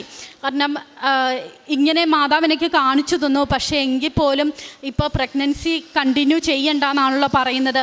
കുഞ്ഞിനാണെങ്കിൽ 2 കിലോ പോലും എത്തിയിട്ടില്ല, കുഞ്ഞിൻ്റെ റൈറ്റ് കിഡ്നി കാണുന്നില്ല, അങ്ങനെ കുറേ കോംപ്ലിക്കേഷൻസ്. ഈ പ്രഗ്നൻസി സിസേറിയൻ്റെ ടൈമിൽ തന്നെ എനിക്ക് എന്ത് വേണമെങ്കിലും സംഭവിക്കാം എന്നൊരു രീതിയും വന്നിട്ടുണ്ടായിരുന്നു. കാരണം എനിക്ക് ഓൾറെഡി ആസ്മയുണ്ട്, അതിൻ്റെ പേരിൽ കോംപ്ലിക്കേഷൻസ് കൂടുതലാണ്, പിന്നെ BP വേണമെങ്കിൽ ഷൂട്ടപ്പ് ചെയ്യാം. ഇപ്പോൾ ഡോക്ടേഴ്സിനും വളരെ ടെൻഷൻ ഉണ്ടായിരുന്നു. ഞാൻ അതിൻ്റെ കൂടെ ഞാനും ഹസ്ബൻഡും തമ്മിൽ ചെറിയൊരു മാനസികമായിട്ടുള്ള ചെറിയ പിണക്കങ്ങളുണ്ടായിരുന്ന സമയമായിരുന്നു അത്. അപ്പോൾ ആ സമയത്ത് ഞാൻ ഹസ്ബൻഡിനോടും എൻ്റെ അമ്മയോടും ഒക്കെ പറഞ്ഞു, ഇനി ഞാൻ തിരിച്ച് വരില്ല, ഞാൻ ഇനി വരികയാണെങ്കിൽ തിരിച്ച് ആംബുലൻസിലായിരിക്കും വരാൻ സാധ്യത, അങ്ങനെ ആയിരിക്കും മിക്കവാറും വരിക, ഞാനിനി ജീവിച്ചിരിക്കാൻ സാധ്യതയില്ല, 2 പേരിൽ ആരെ വേണം എന്ന് ചോദിച്ചിട്ടുണ്ടെങ്കിൽ കുഞ്ഞിനെ വേണമെന്നേ നിങ്ങൾ പറയാവുള്ളൂ. അങ്ങനെ കണ്ടിന്യൂസ് ആയിട്ട് ഞാൻ പറഞ്ഞുകൊണ്ടേയിരുന്നു. ഇവരെന്നെ കുറേ വഴക്ക് പറഞ്ഞു, പക്ഷേ ഞാനിങ്ങനെ കണ്ടിന്യൂസ് ആയിട്ട് പറഞ്ഞുകൊണ്ടേ ഇരിക്കുകയാണ്. അപ്പോൾ 5-ാം തീയതി തൊട്ട് ഞാനിങ്ങനെ പറയുവാണ്. 5-ാം തീയതി രാത്രിയിലത്തെ പ്രാർത്ഥനയുടെ സമയത്ത് ഞങ്ങൾ ടേബിളിൽ മാതാവിൻ്റെ ലാമിനേറ്റ് ചെയ്ത ഒരു പടവും അതുപോലെ തന്നെ മാതാവിൻ്റെ പുസ്തകവും തിരിയും ഒക്കെ വെച്ചിട്ടുണ്ടായിരുന്നു. അവിടെ ഇതുവരെ ഉറുമ്പിനെ ഞങ്ങൾ കണ്ടിട്ടില്ലായിരുന്നു. ആ ഒരു സമയത്ത് ഞങ്ങൾ 5-ാം തീയതി രാത്രി തൊട്ട് ഉറുമ്പ്, അതും ചുമന്ന കടിക്കുന്ന ഉറുമ്പ് അവിടെ മൊത്തം ആ ടേബിളിലൊക്കെ ഉണ്ട്. പക്ഷെ തൈലത്തിലൊന്നും വന്നിട്ടില്ല, വീണിട്ടില്ല, മാതാവിൻ്റെ പിക്ചറിലൊന്നും കയറിയിട്ടില്ല. പക്ഷേ എനിക്കത് മനസ്സിലായില്ല. ഞാനോർത്തു സാധാ ഉറുമ്പ് എവിടെന്നെങ്കിലും വന്നതായിരിക്കും, അത്രേ ഞാൻ വിചാരിച്ചുള്ളൂ. പിന്നീട് വീണ്ടും ഞാൻ ഇതേ രീതിയിൽ തന്നെ പറഞ്ഞുകൊണ്ടേ ഇരിക്കുവാണ്. എന്നെ തിരിച്ച് കിട്ടുമെന്ന് തോന്നുന്നില്ല നിങ്ങൾക്ക്, കൊച്ചിനെ മാത്രമായിരിക്കും കിട്ടുള്ളൂ, ഞാൻ പോകും, എനിക്ക് ഉറപ്പാണ്, ഞാൻ തീരുമാനിച്ചു, എനിക്ക് ഉറപ്പാണെന്നുള്ള രീതിയിൽ തന്നെ ഞാൻ പറഞ്ഞുകൊണ്ടിരുന്നു. ആ സമയത്ത് ഞാൻ വിചാരിച്ചില്ല എൻ്റെ കൂടെ അമ്മ മാതാവ് ഉണ്ടെന്നുള്ളത് ഞാൻ വിചാരിച്ചില്ല. അപ്പോൾ പിറ്റേന്ന് പ്രത്യക്ഷീകരണ പ്രാർത്ഥന രാവിലെ ചെല്ലിയപ്പോഴും ഇതുപോലെ തന്നെ ഉറുമ്പിൻ്റെ സാന്നിധ്യം അവിടെ ഉണ്ടായി. അത് കഴിഞ്ഞിട്ട് ഞങ്ങൾക്ക് വൈകുന്നേരമായിരുന്നു ഡോക്ടറിൻ്റെ അവിടെ അഡ്മിറ്റ് ആകാനായിട്ട് ഹോസ്പിറ്റലിൽ ചെല്ലേണ്ടത്. അപ്പോൾ ഞങ്ങളെല്ലാം പാക്ക് ചെയ്തു. പാക്ക് ചെയ്യുന്ന സമയത്ത് ഞങ്ങളെപ്പോഴും ഹോസ്പിറ്റലിലേക്ക് പോകുന്നതിന് മുമ്പ് പ്രത്യക്ഷീകരണ പ്രാർത്ഥന ഒന്നും കൂടി ചെല്ലിയിട്ട് തിരി കത്തിച്ച് ചെല്ലി, അതുപോലെ തന്നെ ചെവിയിൽ രണ്ടിലും കുരിശ് വരച്ച് പ്രാർത്ഥിച്ചിട്ടേ ചെല്ലുള്ളൂ. കാരണം നല്ല വാക്കുകൾ കേൾക്കാൻ വേണ്ടിയിട്ടെന്നുള്ള രീതിയിലാണ് ചെവിയിൽ, അതെൻ്റെ സിസ്റ്റർ പറഞ്ഞു തന്നതായിരുന്നു. അതിനുശേഷം അങ്ങനെയായിരുന്നു ചെയ്തുകൊണ്ടിരുന്നത്. അപ്പോൾ ഞങ്ങൾ പ്രാർത്ഥിക്കാനായിട്ട് മുട്ടുകുത്തിയ സമയത്തൊക്കെ ഈ പുസ്തകത്തിൽ മൊത്തം, അതുപോലെ തന്നെ മാതാവിൻ്റെ ഈ രൂപത്തിൽ മൊത്തം, അതുപോലെ തൈലത്തിനകത്ത് വരെ ഈ ഉറുമ്പ്, എത്രമാത്രം ഉറുമ്പുണ്ടെന്ന് എണ്ണാൻ പറ്റില്ലാത്ത രീതിയിൽ അത്രമാത്രം ഉറുമ്പായിരുന്നു. ഹസ്ബൻഡും എൻ്റെ അമ്മയൊക്കെ കണ്ടു. ഞങ്ങൾക്ക് തന്നെ വളരെ ഷോക്കായിപ്പോയി. ഞങ്ങളതിനെ ഒരുപാട് കളയാൻ ശ്രമിച്ചു, പക്ഷെ നടന്നില്ല. പിന്നീട് എൻ്റെ ബാഗിലേക്കെല്ലാം പാക്ക് ചെയ്ത മാതാവിൻ്റെ ഈ രൂപവും തൈലവും ഒക്കെ പാക്ക് ചെയ്ത് വെച്ചു. ബാഗിനകത്തുനിന്ന് പോലും ഉറുമ്പ് ഇറങ്ങി വരുന്ന അവസ്ഥ, അത് നല്ല കടിക്കുന്ന ഉറുമ്പ് തന്നെ. അത് കഴിഞ്ഞിട്ട് ഞങ്ങൾ ചേർപ്പുങ്കൽ പള്ളിയിൽ, അന്ന് ആദ്യ വെള്ളിയാഴ്ചയായിരുന്നു, അപ്പോൾ ചേർപ്പുങ്കൽ പള്ളിയിൽ പോയി കുമ്പസാരിച്ചിട്ട് ഹോസ്പിറ്റലിലേക്ക് പോകാമെന്ന് വിചാരിച്ചു. ചേർപ്പുങ്കൽ പള്ളിയിൽ പോയി കുമ്പസാരിച്ചപ്പോൾ ഞാനിതെല്ലാം ഏറ്റു പറഞ്ഞു കുമ്പസാരിച്ച് തിരിച്ച് വന്നതിന് ശേഷം ബാഗിൽ നോക്കിയപ്പോൾ ഒരു ഉറുമ്പ് പോലും ഇല്ല. അപ്പം ഞങ്ങൾ പറഞ്ഞു, ഇത് മാതാവ് കൂടെ ഉണ്ടായിട്ടും ഞാൻ ഇങ്ങനെയൊക്കെ തെറ്റായിട്ടുള്ള രീതിയിൽ പറഞ്ഞു. അതങ്ങനെ പറഞ്ഞതിൻ്റെ പേരിൽ മാതാവായിട്ട് കാണിച്ചു തന്ന ഒരു അത്ഭുതമാണ്, ഒരു അടയാളമായിരിക്കാം ഇത്ര ഉറുമ്പ്. അല്ലെങ്കിൽ അതിന് ശേഷം ഇന്ന് വരെ എൻ്റെ വീട്ടിൽ ആ ഉറുമ്പിനെ ഞങ്ങൾ കണ്ടിട്ടില്ല. ആ ടേബിളിൽ എവിടെയും ആ ഉറുമ്പിനെ കണ്ടിട്ടില്ല. ഇതുവരെ ആ ഉറുമ്പ് പിന്നെ വന്നിട്ടുമില്ല. അപ്പം അങ്ങനെ ഒരു അത്ഭുതം, വളരെയധികം വലിയൊരു അത്ഭുതമായിരുന്നു ഞങ്ങൾക്ക് അങ്ങനെ കാണിച്ചു തന്നത്. പക്ഷേ അതിൻ്റെ വീഡിയോയോ ഫോട്ടോസോ എടുക്കാനായിട്ട് ഞങ്ങൾക്ക് അന്നേരം സാധിച്ചില്ല. പിന്നീട് എന്നെ അവിടെ അഡ്മിറ്റാക്കി. 6-ാം തീയതി തൊട്ട് 9-ാം തീയതി വരെ എന്നെ അവിടെ അഡ്മിറ്റാക്കിയപ്പം ഡോക്ടർ പറഞ്ഞു കുഴപ്പമില്ല, പ്രഗ്നൻസി കണ്ടിന്യൂ ചെയ്ത് തന്നെ പോകാം. പക്ഷേ NSG എന്നൊരു ടെസ്റ്റ് ഉണ്ട്. അത് കുഞ്ഞിൻ്റെ ഹാർട്ട് ബീറ്റ്സും കുഞ്ഞിൻ്റെ അനക്കങ്ങളും ഒക്കെ അറിയാൻ വേണ്ടിയിട്ടുള്ളതാണ്. അത് ഡെയിലി എല്ലാ ദിവസവും ചെയ്തിട്ട് ഡോക്ടറിൻ്റെ വാട്സപ്പിലേക്ക് സെൻഡ് ചെയ്ത് കൊടുക്കണം എന്നുള്ളത് ഡോക്ടർ പറഞ്ഞു. അപ്പം ഞങ്ങൾ എല്ലാ ദിവസവും ഹോസ്പിറ്റലിലേക്ക്, അവിടുത്തെ ഒരു ഹോസ്പിറ്റലിൽ പോയി അവിടെ പോയി ഓരോ ദിവസവും ടെസ്റ്റ് ചെയ്യുമ്പം ചിലപ്പോൾ ആ NSGയിലെ ആ ഗ്രാഫ് അത്ര നല്ലതായിരിക്കില്ല, കുഞ്ഞിൻ്റെ മൂവ്മെൻറ്റ്സ് അത്ര നല്ലതായിരിക്കില്ല. അപ്പോൾ ഡോക്ടർ പറയും വീണ്ടും റിപ്പീറ്റ് ചെയ്യാനായിട്ട്. അപ്പം ഞങ്ങളുടെ അടുത്തുള്ള ഹോസ്പിറ്റലിലെ മെഷീൻ്റെ എന്തോ കംപ്ലയിൻറ്റ് കൊണ്ട് പല പ്രശ്നങ്ങളായിരുന്നു. അപ്പം ഞങ്ങൾ ഒരുപാട് ടെൻഷൻ അടിച്ച സമയമായിരുന്നു അതൊക്കെ. അപ്പോഴൊക്കെ അമ്മ മാതാവായിരുന്നു കൂടെ ഉണ്ടായിരുന്നത്. എനിക്ക് നവംബർ 7 എന്നുള്ള ദിവസം, അതും ചൊവ്വാഴ്ചയാണ്, അന്ന് മാതാവിൻ്റെ ദിവസമാണ്. അപ്പം അന്ന് തന്നെ എന്താണെങ്കിലും ഉണ്ടാവുള്ളൂ എന്ന് എനിക്ക് ഉറപ്പുണ്ടായിരുന്നു. അപ്പം ഞങ്ങൾ NSG വേറൊരു ഹോസ്പിറ്റലിലേക്ക് പിറവത്ത്, എൻ്റെ വീടിൻ്റെ അടുത്ത് തന്നെ പിറവത്ത് JMB എന്നുള്ളൊരു ഹോസ്പിറ്റലിൽ കൊണ്ടുപോയി NSG ചെയ്യാൻ തീരുമാനിച്ചു. ആ ഹോസ്പിറ്റലിലെ നേഴ്സുമാരും എനിക്ക് വളരെയധികം സപ്പോർട്ട് തന്ന് നോക്കുന്ന സിസ്റ്റേഴ്സായിരുന്നു. അവർ NSG എടുത്ത് തരും. NSG അരമണിക്കൂറൊക്കെ അവിടെ കിടക്കണം. ഈ അരമണിക്കൂറും ഞാൻ ഒന്നില്ലെങ്കിൽ പ്രത്യക്ഷീകരണ പ്രാർത്ഥന ചെല്ലും, അല്ലെങ്കിൽ വിശ്വാസപ്രമാണം ചൊല്ലിയായിരിക്കും കിടക്കുക. അതുപോലെ തന്നെ അവിടെയുള്ള സിസ്റ്റേഴ്സിനോടും ഞാനിങ്ങനെ കൃപാസനം മാതാവിനെ പറ്റിയും മാതാവിൻ്റെ അനുഗ്രഹങ്ങളെപ്പറ്റിയും എപ്പോഴും പറഞ്ഞുകൊണ്ടേയിരുന്നു. അവർക്കും അങ്ങനെ കൂടുതൽ വിശ്വാസമായി. കാരണം 27 ആഴ്ചയിൽ ഈ കുഞ്ഞിനെ എടുക്കുമെന്ന് പറഞ്ഞിട്ടും ഇത്രയും ഈ പ്രഗ്നൻസി മുമ്പോട്ട് കൊണ്ടുപോയല്ലോ എന്നുള്ള രീതിയിലായിരുന്നു അവരും പറഞ്ഞുകൊണ്ടിരുന്നത്. അതുപോലെ ഈ കുഞ്ഞിന് IUGR ഗ്രോത്ത് <2% ആയിരുന്നു. <2% എന്ന് പറഞ്ഞിട്ടുണ്ടെങ്കിൽ അത് സിവിയർ സിറ്റുവേഷനാണ്. നമുക്ക് ഊഹിക്കാൻ പറ്റുന്ന അത്രയും സിവിയർ ആയിരുന്നു കണ്ടീഷൻ. എപ്പോൾ വേണമെങ്കിലും കുഞ്ഞ് യൂട്രസിനകത്ത് വെച്ച് തന്നെ ഒന്നില്ലെങ്കിൽ മരണപ്പെടാം, അതല്ലെങ്കിൽ എടുക്കുന്ന സമയത്ത് കുഞ്ഞിനെ കിട്ടാതിരിക്കാം. അതുപോലെ തന്നെ ഞാനും ചിലപ്പോൾ മരണപ്പെടാം. പല കോംപ്ലിക്കേഷൻസ് ഉണ്ടായിരുന്നു. കുഞ്ഞിന് ഡൗൺ സിൻഡ്രോം അല്ലെങ്കിൽ വേറെ എന്തെങ്കിലും ക്രോമസോമൽ ഇഷ്യൂസ് ഒക്കെ ഉണ്ടാകാനുള്ള ചാൻസ് ഉണ്ടായിരുന്നു. ഇതൊക്കെ ഞാൻ പറഞ്ഞത് വെച്ചിട്ട് ആ സിസ്റ്റേഴ്സിനും എൻ്റെ റിപ്പോർട്ടൊക്കെ കണ്ടപ്പോൾ വളരെയധികം അത്ഭുതമായി തോന്നി. ആ സിസ്റ്റേഴ്സും മാതാവിൽ വിശ്വസിക്കാനായിട്ട് തുടങ്ങി. പിന്നീട് ഈ റിപ്പോർട്ട്സ് എല്ലാം അയച്ചു കഴിയുമ്പോൾ ചിലപ്പോൾ ഡോക്ടർ പറയും ഒന്നും കൂടി രാത്രിയിൽ റിപ്പോർട്ട് ഒന്നും കൂടി സെൻഡ് ചെയ്യണമെന്ന്. അപ്പോൾ ഞങ്ങൾ രാവിലെയും രാത്രിയിലും ഒക്കെ ഈ പിറവം വരെ അരമണിക്കൂറോളം ഏകദേശം കാറിൽ പോകാനുണ്ട്. അപ്പോൾ ഈ അരമണിക്കൂറും ഞങ്ങൾ പോകുമ്പോഴൊക്കെ സാക്ഷ്യം കേട്ടുകൊണ്ടായിരിക്കും പോകുന്നത്. അപ്പോൾ ഈ സാക്ഷ്യങ്ങൾ ഓരോന്നും കേൾക്കുമ്പോഴും വളരെയധികം സങ്കടപ്പെടുത്തുന്ന കുറച്ച് സാക്ഷ്യങ്ങൾ കേൾക്കുമ്പോൾ ഞങ്ങൾക്ക് രണ്ടുപേർക്കും അത് പിന്നീട് മുമ്പോട്ട് കേൾക്കാനായിട്ട് സാധിക്കില്ല. ഞങ്ങൾ നല്ലതുപോലെ കരയുമായിരുന്നു സാക്ഷ്യങ്ങൾ കേൾക്കുമ്പോൾ. അപ്പോൾ പിന്നെ അത് സ്റ്റോപ്പ് ചെയ്യും. പിന്നെ വേറെ ചെറിയ ചെറിയ സാക്ഷ്യങ്ങളൊക്കെ കേട്ടുകൊണ്ട് മുമ്പോട്ട് പോകും. അപ്പോൾ എപ്പോഴും ഈ ഒരു മാസത്തോളം ഞങ്ങൾക്ക് ഇങ്ങനെ നവംബർ 7 കുഞ്ഞുണ്ടാകുന്നത് വരെ ഞങ്ങൾക്ക് NST എടുക്കണമായിരുന്നു. ഈ NST എടുക്കാൻ പോകുമ്പോഴൊക്കെ സാക്ഷ്യങ്ങൾ അല്ലെങ്കിൽ അച്ഛൻ്റെ ധ്യാനം ഇതൊക്കെ വെച്ചുകൊണ്ടായിരുന്നു പൊയ്ക്കൊണ്ടിരുന്നത്. അതിൻ്റെയൊക്കെ അനുഗ്രഹം ഒരുപാട് ഞങ്ങൾക്ക് കിട്ടിയിട്ടുമുണ്ട്. അതുപോലെ പിന്നീട് ഡോക്ടർ ഞങ്ങളോട് പറഞ്ഞു പിന്നെയും 2 ആഴ്ച കൂടുമ്പോൾ ചെക്കപ്പിന് വരണം. പിന്നീട് അത് 1 ആഴ്ച കൂടുമ്പോൾ ചെക്കപ്പിന് വരണം എന്നുള്ള രീതിയിലാക്കി. അപ്പോഴേക്കും കുഞ്ഞിൻ്റെ ഫെമറൽ ലെങ്ത് 1 മന്തോളം കുറവായിരുന്നു. അപ്പോൾ ഈ 1 മന്ത് കുറവായപ്പോൾ തന്നെ ഡോക്ടേഴ്സിന് വളരെയധികം ടെൻഷനായിരുന്നു.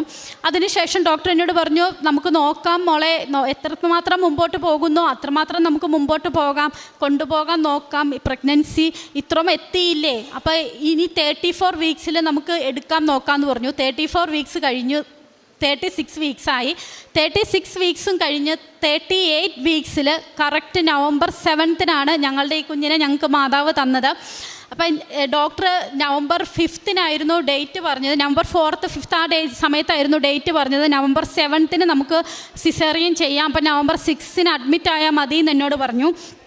ഞാൻ ഡോക്ടറോട് ചോദിച്ചു, ഡോക്ടർ ഈ ഡേറ്റ് ഓർമ്മയുണ്ടോ, നവംബർ 7 ഓർമ്മയുണ്ടോ എന്ന് ചോദിച്ചപ്പോൾ ഡോക്ടർ പറഞ്ഞു മാതാവ് എത്രമാത്രം അനുഗ്രഹമാണ് നിങ്ങൾക്ക് ദൈവം തന്നത്, അതേ ഡേറ്റ് തന്നെയാണല്ലോ ദൈവം തന്നെ, കാണിച്ചു തന്ന അതേ ഡേറ്റ് തന്നെയാണല്ലോ കുഞ്ഞുണ്ടാകുന്നതെന്ന് പറഞ്ഞ് ഡോക്ടർ വരെ വളരെയധികം വണ്ടറടിച്ച് നിൽക്കുമായിരുന്നു. അപ്പോൾ എനിക്ക് അത്രമാത്രം അനുഗ്രഹത്തോടെയാണ് ഈ കുഞ്ഞിനെ കിട്ടിയത്. അതുപോലെ തന്നെ ധ്യാനത്തിൻ്റെ സമയത്ത് ഇവിടെ ധ്യാനത്തിൻ്റെ ആ 11 കഴിഞ്ഞ് 11:51 ഇവളുണ്ടായത്. ധ്യാനത്തിൻ്റെ സമയത്ത് തന്നെ കുഞ്ഞിനെ കിട്ടണമെന്ന് എനിക്ക് ആഗ്രഹം ഉണ്ടായിരുന്നു. അതുപോലെ തന്നെ ധ്യാനത്തിൻ്റെ സമയത്ത് തന്നെ കുഞ്ഞിനെ ലഭിച്ചു. ഞാൻ പ്രേക്ഷിത പ്രവർത്തനമായിട്ട് ചെയ്തുകൊണ്ടിരുന്നത് പത്രം എല്ലാവർക്കും കൊടുക്കുമായിരുന്നു.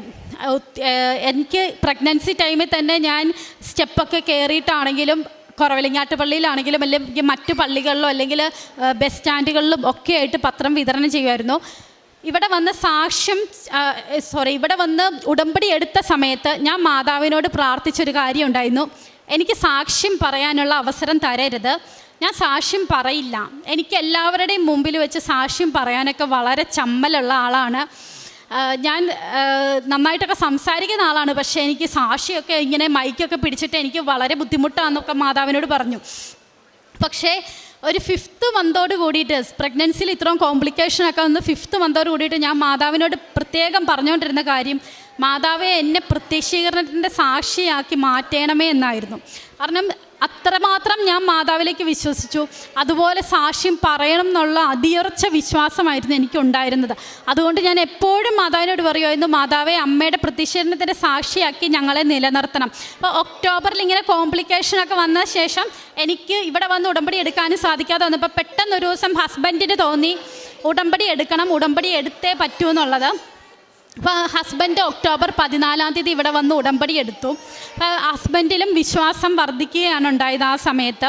അതുപോലെ തന്നെ ഈ കുഞ്ഞിലൂടെ ഒരുപാട് പേരിൽ ഞങ്ങളുടെ കുടുംബത്തിലുള്ള ഒരുപാട് പേർക്ക് ഒരുപാട് വിശ്വാസം വന്നിട്ടുണ്ട്. ഇപ്പോൾ ഇവൾക്ക് എന്തെങ്കിലും ഒരു അസുഖം വന്നാൽ തന്നെ എൻ്റെ ചേച്ചിമാരും അവരുടെ ഹസ്ബൻഡുമാരൊക്കെ പറയുന്നത് ഇവൾ മാതാവിൻ്റെ കുഞ്ഞല്ലേ, അപ്പോൾ പിന്നെ ഇവളെ പേടിക്കണ്ട, ഒരു കാര്യവും നോക്കണ്ട എന്നുള്ളതാണ്. അപ്പം ഞങ്ങളും പറയും ഇവൾ മാതാവിൻ്റെ കുഞ്ഞാണ്, ഞങ്ങൾക്ക് വളർത്താൻ തന്നതാണ്, ഇവളുടെ അമ്മ ശരിക്കും മാതാവാണ്, അമ്മ മാതാവാണെന്ന് ഞങ്ങൾ എപ്പോഴും പറയാറുണ്ട്. വാക്സിൻ എടുത്ത സമയത്ത് കുഞ്ഞിന് ചുമയുണ്ടായിരുന്നു. അപ്പോൾ ആ ചുമയുള്ള സമയത്ത് തന്നെയായിരുന്നു വാക്സിൻ എടുത്തത്. പക്ഷേ അത് വളരെയധികം ഇൻഫെക്ഷൻ ഉണ്ടായി. ഇൻഫെക്ഷൻ വളരെ കൂടി, കുഞ്ഞിന് ടെമ്പറേച്ചർ 103.3 ഒക്കെ വന്നു. അപ്പോൾ നമുക്കറിയാം കുഞ്ഞുങ്ങൾക്ക് ഒരു 100 ഡിഗ്രി എബോവ് ടെമ്പറേച്ചർ കൂടി കഴിഞ്ഞിട്ടുണ്ടെങ്കിൽ അവർക്ക് ഫിക്സ് വരാനുള്ള ചാൻസ് വളരെ കൂടുതലാണ്. അപ്പോൾ ഇവർക്ക് 103 വന്നപ്പോൾ ഞാൻ ഓർത്തു ഫിക്സ് വരുന്ന ഒരു കണ്ടീഷനിലേക്ക് പോയി. പക്ഷേ തൈലം തൂത്ത് ഞാൻ പ്രാർത്ഥിച്ചുകൊണ്ടേയിരുന്നു. എനിക്കത്ര ടെൻഷൻ ഉണ്ടായിരുന്നില്ല. ഹസ്ബൻഡ് വളരെയധികം ടെൻഷൻ അടിച്ചു, എൻ്റെ അമ്മയൊക്കെ ഭയങ്കരമായിട്ട് ടെൻഷൻ അടിച്ച സമയമായിരുന്നു. പക്ഷെ ഞാനിങ്ങനെ പറഞ്ഞുകൊണ്ടേയിരുന്നു മാതാവിൻ്റെ കൊച്ചാ, മാതാവ് കാത്തോളും, പേടിക്കണ്ട എന്ന് പറഞ്ഞ് രാത്രി വൈകുവോളം ഞങ്ങൾ അതുപോലെ തന്നെ പ്രത്യക്ഷീകരണ പ്രാർത്ഥന ചൊല്ലിക്കൊണ്ടേയിരുന്നു. അതിനുശേഷം ഹോസ്പിറ്റലിലേക്ക് കൊണ്ടുപോയി. ഹോസ്പിറ്റലിലേക്ക് പോണ വഴിക്കൊക്കെ പ്രത്യക്ഷീകരണ പ്രാർത്ഥന ചൊല്ലിക്കൊണ്ട് തന്നെയാണ് പൊയ്ക്കൊണ്ടിരുന്നത്. അപ്പോൾ ഹോസ്പിറ്റലിൽ ചെന്ന് അഡ്മിറ്റ് ആകേണ്ട വന്നു. അഡ്മിറ്റ് ആക്കിയപ്പോൾ അവരെന്നോട് പറഞ്ഞു ഫിക്സ് വരാത്തത് വളരെയധികം ദൈവാനുഗ്രഹം ഉള്ളത് കൊണ്ടാണ് ഫിക്സ് വരാഞ്ഞത്. അതുപോലെ കുഞ്ഞിന് ഈ ഫീവർ കൂടിയിട്ട് മറ്റ് പല കോംപ്ലിക്കേഷൻസും ഉണ്ടാകാൻ ചാൻസ് ഉണ്ടായിരുന്നു. അതൊക്കെ ദൈവാനുഗ്രഹത്തിൻ്റെ പേരിലാണ് മാറി കിട്ടിയതെന്നുള്ള രീതിയിൽ ഡോക്ടർ എന്നോട് പറഞ്ഞു. പിന്നെ ഞങ്ങളെ ഡിസ്ചാർജ് ചെയ്തെങ്കിലും ഓൾട്ടർനേറ്റ് ഡേയ്സിൽ 9 ഡേയ്സോളം കുഞ്ഞിന് ഇങ്ങനെ ഫീവർ കൂടിക്കൊണ്ടേ ഇരിക്കുകയായിരുന്നു. അപ്പോൾ ഒരു ദിവസം ഫീവർ വന്നിട്ടുണ്ടെങ്കിൽ പിറ്റേന്ന് ഫീവർ വരില്ല, കുഞ്ഞ് ഓക്കെ ആയിരിക്കും, കളിക്കും ചിരിക്കും എല്ലാം ഉണ്ട്. പക്ഷേ അതിൻ്റെ പിറ്റേ ദിവസം പിന്നെയും ടെമ്പറേച്ചർ വളരെയധികം ഹൈ ആകും. അപ്പോൾ ഞങ്ങൾ പിന്നെയും ഡോക്ടറിൻ്റെ അടുത്ത് ചെന്നു. അപ്പോൾ ഡോക്ടർ പറഞ്ഞു ഇത്രയും ദിവസമായിട്ടും ഫീവർ കുറഞ്ഞില്ല, അതുകൊണ്ട് വാക്സിൻ ഇൻഡ്യൂസ്ഡ് ആയിട്ടുള്ള മെനിഞ്ചൈറ്റിസ് ആകാൻ ചാൻസ് ഉണ്ട്. അപ്പോൾ ലെംബാർ പങ്ക്ചർ എന്നൊരു ടെസ്റ്റ്, ലെംബാർ പങ്ക്ചർ എന്ന് പറഞ്ഞിട്ടുണ്ടെങ്കിൽ നമ്മുടെ നട്ടെല്ലിൽ നിന്നും ഫ്ലൂയിഡ് തുളച്ചെടുക്കുന്ന ഒരു ടെസ്റ്റാണ്. ആ ടെസ്റ്റ് ചെയ്തിട്ട് മെനിഞ്ചൈറ്റിസ് ആണോ എന്ന് ഉറപ്പിക്കണം എന്നുള്ള രീതിയിൽ ഡോക്ടർ പറഞ്ഞു. അപ്പം മെഡിക്കൽ കോളേജിലേക്ക് കൊണ്ടുപോകണം, ഇനിയും ഫീവർ വന്നിട്ടുണ്ടെങ്കിൽ മെഡിക്കൽ കോളേജിലേക്ക് കൊണ്ടുപോകണം എന്ന് പറഞ്ഞു. അപ്പം ഞാൻ എൻ്റെ ഹസ്ബൻഡും ഞാനും മാത്രമേ ഉണ്ടായിരുന്നുള്ളൂ. ഞാൻ എൻ്റെ ഹസ്ബൻഡിനോട് പറഞ്ഞു ഇവൾക്ക് മെനിഞ്ചൈറ്റിസ് ഒരിക്കലും വരില്ല, ഒരു കാരണവശാലും വരില്ല, ഇവൾക്ക് അങ്ങനത്തെ ഒരു ടെസ്റ്റും ചെയ്യേണ്ട വരില്ല, മാതാവ് കൂടെ ഉള്ള കുഞ്ഞാണിത്. എൻ്റെ ചേച്ചിമാരും അത് തന്നെ പറഞ്ഞുകൊണ്ടേയിരുന്നു. ചേച്ചിമാരും ഇതുപോലെ തന്നെ, എൻ്റെ സെക്കൻഡ് സിസ്റ്ററും ആ സമയത്ത് പ്രഗ്നൻ്റ് ആയിരുന്നു. അപ്പോൾ ചേച്ചിയും ഇതുപോലെ തന്നെ പ്രത്യക്ഷീകരണ പ്രാർത്ഥന ചൊല്ലിക്കൊണ്ടേയിരുന്നു, ഞങ്ങൾ പ്രത്യക്ഷീകരണ പ്രാർത്ഥന ചൊല്ലിക്കൊണ്ടേയിരുന്നു. പിറ്റേ ദിവസം ഫീവർ വന്നില്ല അവൾക്ക്. പിറ്റേ ദിവസം ഇതുപോലെ ഫീവർ വരികയാണെങ്കിൽ ഈ ടെസ്റ്റ് ചെയ്യണമെന്നായിരുന്നു പറഞ്ഞത്. മാതാവ് അനുഗ്രഹിച്ച് അവളുടെ ആ ഒരു കണ്ടീഷൻ പൂർണ്ണമായിട്ടും മാറ്റി. അതുപോലെ ഇവൾ ഡെലിവറി സിസേറിയൻ കഴിഞ്ഞതിന് ശേഷം 5 ദിവസമേ ആകെ NICUയിൽ വെക്കേണ്ടി വന്നുള്ളൂ. 1, 2, 3 മാസം NICUയിൽ വെക്കണം എന്ന് പറഞ്ഞ കുഞ്ഞാണ് വെറും 5 ദിവസം കൊണ്ട് NICUയിൽ നിന്ന് ഞങ്ങളുടെ കയ്യിലേക്ക് എത്തിയത്. കുഞ്ഞിന് വേറെ പ്രശ്നങ്ങളൊന്നുമില്ലായിരുന്നു. സ്കാൻ ചെയ്തതിൽ 2 കിഡ്നി ഉണ്ടെന്ന് സ്കാൻ റിപ്പോർട്ടിൽ വന്നു.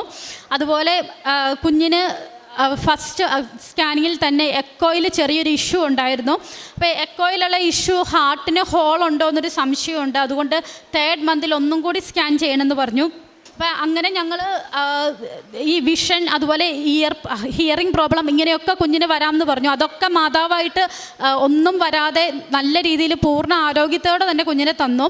അപ്പോൾ 3rd മന്തിലെ സ്കാനിങ്ങിൽ എക്കോയിൽ പിന്നെയും ഹോൾ ഉള്ളതായിട്ട് എക്കോ എടുക്കുന്ന ടെക്നീഷ്യൻ കണ്ടുപിടിച്ചു.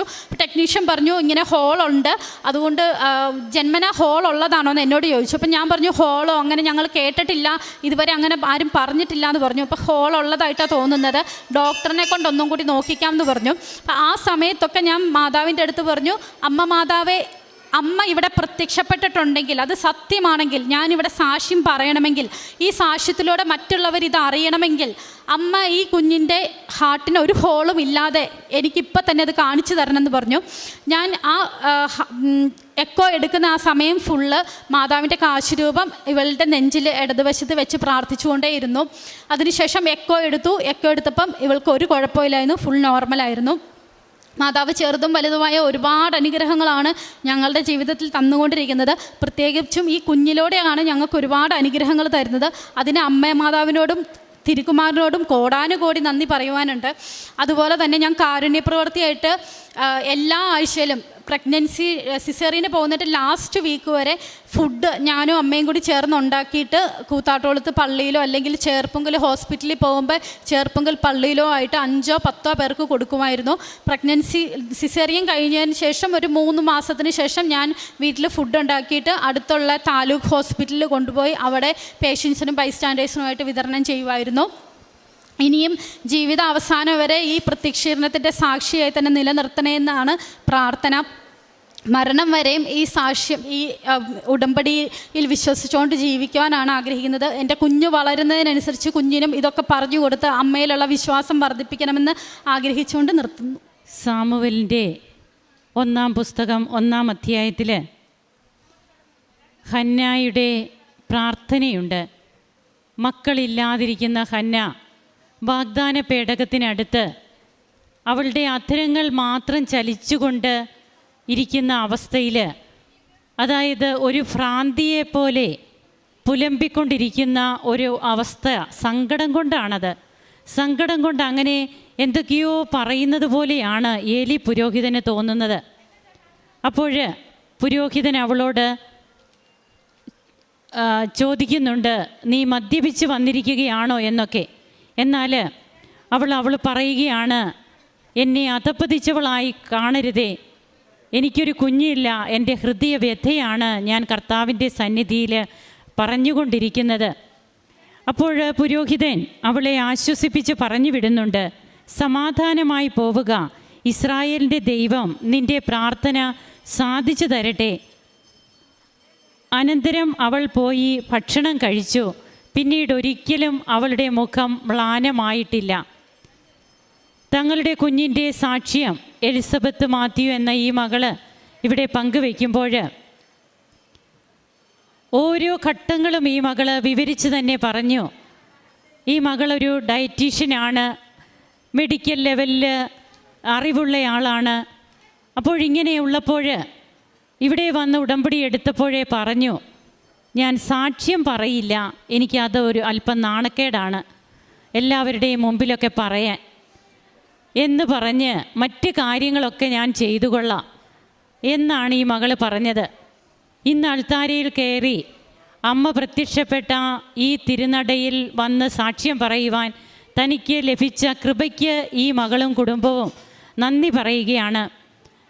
തൻ്റെ ആ കുഞ്ഞിനെ 24 ആഴ്ചയ്ക്കുള്ളിൽ ആ കുഞ്ഞിനെ പുറത്തെടുക്കണം, അല്ലെങ്കിൽ കുഞ്ഞ് ജീവിക്കില്ല. ഗർഭാശയം ചുരുങ്ങി വരുന്നു, കുഞ്ഞിന് വേണ്ടതായ പ്രോട്ടീൻസ് ഒന്നും കിട്ടുന്നില്ല. അമ്മയോ കുഞ്ഞോ അല്ലെങ്കിൽ 2 പേരുമോ അതിന് അപകടമാകുന്ന രീതിയിലാണ് കുഞ്ഞിൻ്റെയും അമ്മയുടെയും ജീവിതം. കുഞ്ഞുണ്ടായാൽ തന്നെ പലതരത്തിലുള്ള കോംപ്ലിക്കേഷൻസ്, ഡൗൺ സിൻഡ്രം, കുഞ്ഞിൻ്റെ ഒരു കിഡ്നി കാണാനില്ല. ഇങ്ങനെ നാം കേട്ടതൊക്കെ ഇല്ല എന്നുള്ള കുറേ കാര്യങ്ങളാണ്. അതായിരുന്നു ആ സ്കാനിങ്ങിൽ മൊത്തം ഡോക്ടേഴ്സ് പറഞ്ഞത്. അങ്ങനെയാണ് റിപ്പോർട്ട് വന്നത്. അതുകൊണ്ടാണ് ഡോക്ടേഴ്സ് അങ്ങനെ പറഞ്ഞുകൊണ്ടിരുന്നത്. ഉടമ്പടി എടുത്തപ്പോൾ മുതൽ എന്നാൽ പിന്നീട് കാര്യങ്ങൾ മാറിയോ എന്ന് ചോദിച്ചാൽ കാര്യങ്ങൾ മാറിയില്ല, വീണ്ടും ഒന്നിനൊന്നിന് കൂടുതലാവുകയാണ് ചെയ്തത്. എന്നാൽ ഇടയ്ക്ക് പതറിപ്പോയെങ്കിലും ഉടമ്പടി ആരാധന, അതുപോലെ യൂട്യൂബിലൂടെയുള്ള സാക്ഷ്യങ്ങൾ, പ്രത്യക്ഷീകരണ പ്രാർത്ഥന, അതും ഹോസ്പിറ്റലിൽ അഡ്മിറ്റ് ആയപ്പോൾ ഡോക്ടറിനോട് പ്രത്യേകം അനുവാദം ചോദിച്ച് ഹസ്ബൻഡുമൊത്ത് രാവിലെയും വൈകുന്നേരവുമുള്ള പ്രാർത്ഥന, വിശുദ്ധ കുർബാന, ദിവ്യകാരുണ്യ സ്വീകരണം നടത്തുമ്പോൾ ഈശോയുടെ തിരുരക്തത്താൽ കഴുകണമേ എന്ന് പ്രാർത്ഥിക്കുമ്പോൾ കുഞ്ഞിന് കിട്ടുന്ന പ്രത്യേകമായ കുഞ്ഞ് തൻ്റെ ഉദരത്തിൽ അനങ്ങുന്നതായിട്ടൊക്കെ ഈ മകൾക്ക് തോന്നുന്നു. അതുവരെയും അങ്ങനെയൊന്നും ഇല്ലാത്ത ഒരവസ്ഥ. ഇങ്ങനെയൊക്കെ നമ്മെ ചിന്തിപ്പിക്കുന്നതും നമ്മെ ദൈവത്തിലേക്ക് അടുപ്പിക്കുന്നതുമായ ഒത്തിരിയേറെ അനുഭവങ്ങളാണ് ഈ കുഞ്ഞിൻ്റെ പ്രഗ്നൻസിയിലുടനീളം ഈ കുടുംബവും ഈ മകളും അനുഭവിച്ചു കൊണ്ടിരുന്നത്. പിന്നീട് 24-ാമത്തെ ആഴ്ചയിൽ പുറത്തെടുക്കണമെന്ന് പറഞ്ഞ കുഞ്ഞ് പൂർണ്ണ വളർച്ചയെത്തി. ആ കുഞ്ഞിനെ പിന്നീട് അമ്മ കാണിച്ചു കൊടുത്ത ഒരു ഡേറ്റിൽ തന്നെ ആ കുഞ്ഞ് ഡെലിവറി ആകുവാനായിട്ട് പൂർണ്ണ ആരോഗ്യത്തോടെ, യാതൊരു കോംപ്ലിക്കേഷനും ഇല്ലാതെ പൂർണ്ണ ആരോഗ്യത്തോടെ ആ കുഞ്ഞിനെ ഇവർക്ക് കിട്ടുകയാണ്. ഉടമ്പടി നേർച്ച വസ്തുക്കളൊക്കെ ഉപയോഗിച്ചു. തങ്ങളുടെ പ്രാർത്ഥനാ ജീവിതം, അതുപോലെ തന്നെ താൻ പ്രഗ്നൻസിയിൽ ഇത്രയേറെ കോംപ്ലിക്കേഷൻസ് ഉള്ളപ്പോഴും തൻ്റെ അമ്മയുടെ കൂടെ ഈ മകള് മറ്റുള്ളവർക്ക് ഫുഡ് കൊടുക്കുന്നതിന് വേണ്ടിയിട്ടൊക്കെ അമ്മയെ സഹായിക്കുന്നു. ഡെലിവറി കഴിഞ്ഞ് 3 മാസത്തിന് ശേഷം വീണ്ടും കാരുണ്യ പ്രവർത്തനങ്ങൾ തുടങ്ങി. എൻ്റെ കുഞ്ഞ് വലുതായി വരുംതോറും ഞാൻ അവളെ അമ്മയുടെ കാര്യങ്ങൾ പറഞ്ഞു വളർത്തും. ഞാൻ എന്നും എൻ്റെ കുടുംബവും ഞാനും അമ്മയുടെ പ്രത്യക്ഷീകരണത്തിൻ്റെ സാക്ഷിയാകും. ഇതൊക്കെ പറഞ്ഞാണ് ഈ സാക്ഷ്യം ഇവിടെ അവസാനിക്കുന്നത്. അപ്പോൾ അമ്മയുടെ ഇടപെടലുകൾ, കർത്താവിൻ്റെ പ്രത്യേകമായ സാന്നിധ്യം, ഇടപെടലുകൾ, ഇതൊക്കെയാണ് ഈ അനുഭവ സാക്ഷ്യത്തിൽ നമുക്ക് മനസ്സിലാക്കുവാൻ കഴിയുക. പ്രൊഫഷണൽ ലെവലിൽ ഒത്തിരിയേറെ തങ്ങൾക്ക് ബുദ്ധി ഉപയോഗിച്ചൊക്കെ പലതും പറയാനായിട്ട് പറ്റുന്ന പല പ്രൊഫഷണൽസുമാണ് ഇവിടെ വന്ന് തങ്ങളുടെ വിശ്വാസ ജീവിതം വർദ്ധിച്ചതും കൗദാശിക ജീവിതത്തിലൂടെ തങ്ങൾക്ക് കിട്ടിയ കൃപയുമൊക്കെ ഇത് ദൈവം മാത്രം തന്നതാണ് എന്ന് ഇവിടെ വന്ന് ഉച്ചത്തിൽ പ്രഘോഷിക്കുക. നമുക്ക് കരങ്ങളടിച്ച് പരിശുദ്ധ അമ്മയ്ക്കും ഈശോയ്ക്കും നന്ദി പറയാം. യേശുവേ നന്ദി, യേശുവേ സ്തുതി, യേശുവേ ആരാധന.